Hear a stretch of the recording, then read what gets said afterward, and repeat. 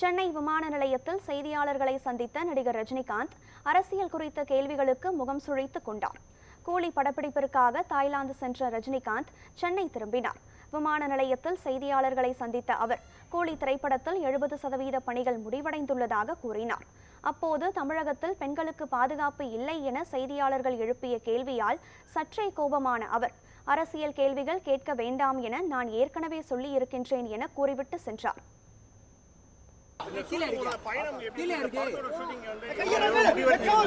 இந்த 70% முடிஞ்சிருக்கு. இப்போ வந்து 13ஆம் தேதியிலிருந்து 28ஆம் தேதி வரைக்கும் ஷூட்டிங் இருக்கு.